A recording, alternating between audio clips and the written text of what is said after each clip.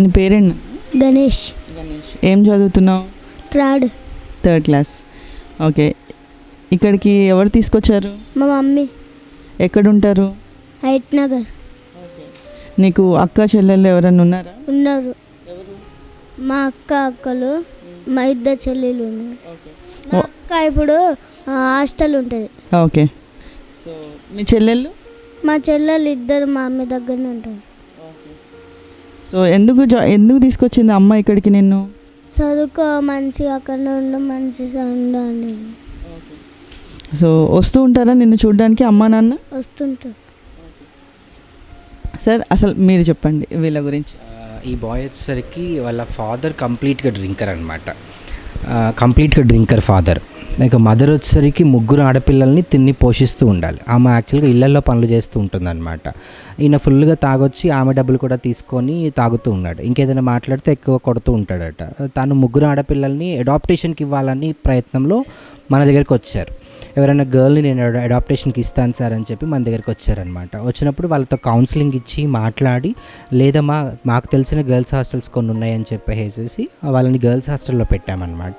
బాయ్ని మాత్రం మన దగ్గర పెట్టాము. ఆమె ఇప్పుడు ఇళ్లలో పనులు చేసుకుంటూ ఉంటుందన్నమాట. ఇప్పుడు అంటే కంప్లీట్గా వాళ్ళకి ఎడ్యుకేషన్ ఇవ్వాలి అన్న ఒక ఉద్దేశంతో పేరెంట్స్ ఏమైపోయారంటే, హస్బెండ్ నుంచి హెరాస్మెంట్ ఉంటుంది కాబట్టి పిల్లల్ని ఎక్కడన్నా వదిలేసేస్తే వాళ్ళన్నా ఎడ్యుకేషన్లో ఉంటారు. ఎవ్రీడే ఈవినింగ్ వీళ్ళు స్కూల్ నుంచి రాగానే వాళ్ళిద్దరు తన్నుకుంటూ ఉన్నారని అంటే ఇక వీళ్ళు ఏం చదవలేరు. కాబట్టి ఆ విధంలో వాళ్ళు వచ్చి అడిగినప్పుడు మనం టేక్ ఆఫ్ చేసుకోవడం జరిగిందనమాట. నీకు ఎప్పుడైనా అమ్మ దగ్గరికి వెళ్ళాలనిపించిందా? అనిపించింది. అవునా? వెళ్తావా మరి? వచ్చి తీసుకెళ్తానంటే తీసుకెళ్తుంది. నిన్ను తీసుకెళ్ళిపోతాను ఇక్కడ ఉంచాను అంటే వెళ్తావా? ఆకలిస్తే అన్నం పెట్టడానికి అమ్మ లేదు, బాధ్యత చెప్పడానికి తండ్రి లేదు, అయిన వాళ్ళు రానివ్వరు, బంధువులు చేరదీయరు.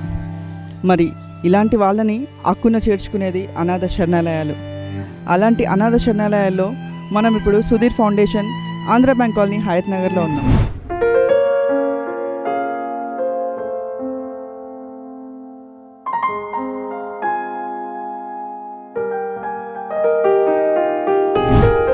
ఎవరు తీసుకొచ్చారు? మా అత్త తీసుకొచ్చారు. నాన్నుండు మమ్మీ. ఓకే. నాన్న వస్తారా ఇక్కడికి? వస్తాడక్క. ఓకే. మరి నాన్న ఎప్పుడు వెళ్ళాలనిపించలేదా? నాన్నతో వెళ్ళిపోవాలనిపించలేదా? అనిపించింది. మరి ఇక్కడ ఎందుకు వదిలేశారు నిన్ను?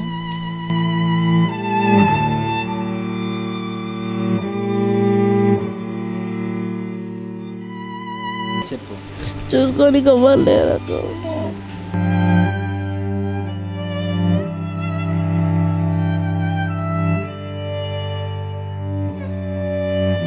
ఏమవుతావు చదువుకున్న తర్వాత? పెద్దయ్యాక ఏమవుతావు? ఆర్మీ. ఓకే. మరి ఇట్లా ఏడవకూడదు, సరేనా? అక్క వస్తుంది కదా, మంచిగా చదువుకోవాలి, ఓకేనా?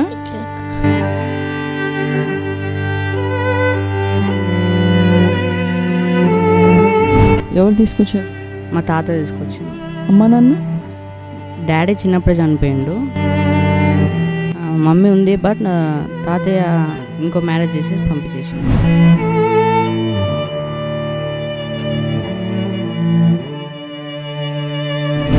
నీకు ఎప్పుడైనా అమ్మ దగ్గరికి వెళ్ళాలనిపించిందా? అనిపించింది.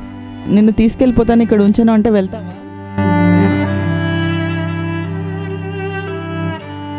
ఇక్కడికి ఎవరు తీసుకొచ్చారు? మా అమ్మ. మీ నాన్నగారు ఏం చేస్తుంటారు? చనిపోయిండు. ఏడవకు.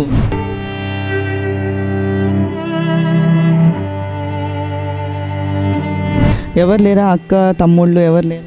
అక్కుంది. అక్క ఏం చేస్తుంది? అక్క కాలేజీకి వెళ్తుంది. యాక్చువల్గా అమ్మ నాన్న ఇద్దరు లేరు, ఇద్దరు చనిపోయారు.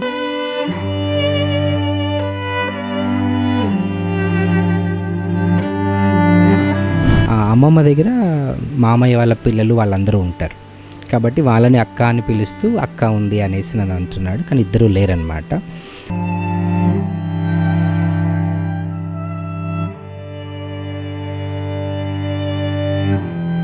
ఎవరు తీసుకొచ్చారు ఇక్కడికి నిన్ను? మమ్మీ వాళ్ళు. ఎందుకు? అల్లరి చేస్తున్నాను. అల్లరి చేస్తున్నావని తీసుకొచ్చారా?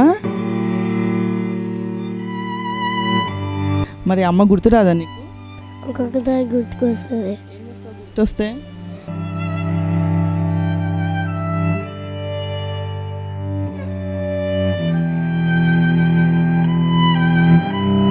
సో అమ్మ దగ్గరికి వెళ్ళాలనిపించలేదు ఎప్పుడు? ఎందుకని?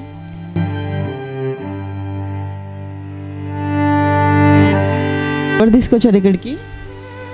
ఎవరు తీసుకొచ్చారు ఇక్కడికి? మా డాడీ. మీ డాడీ తీసుకొచ్చారా? ఓకే. ఎందుకని?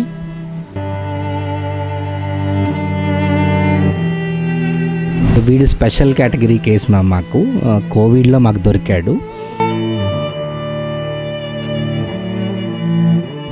గౌరెల్లి నుంచి హయత్ నగర్కి ఒక చిన్న సంచి పట్టుకొని నడుచుకుంటూ వచ్చేస్తున్నాడు.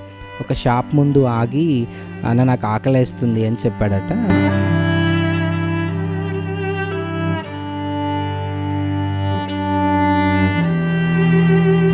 వీడికి అమ్మా నాన్న ఇద్దరు లేరు. ఎవరు తీసుకొచ్చారు? అమ్మ. ఈయన చెప్పిన అమ్మా నాన్న ఇద్దరు ఓన్ పేరెంట్స్ కాదు. మీకు ఇద్దరు పిల్లలు. ఒక అబ్బాయి MBA అయిపోయి మన ఉస్మానియా యూనివర్సిటీలో సూసైడ్ చేసుకొని చనిపోయాడు. రెండో అబ్బాయి బ్యాంక్ మేనేజర్, తను నోట్ల రద్దప్పుడు సూసైడ్ చేసుకొని చనిపోయాడు. ఇద్దరు బాబుల్ని ఆమె కోల్పోయింది.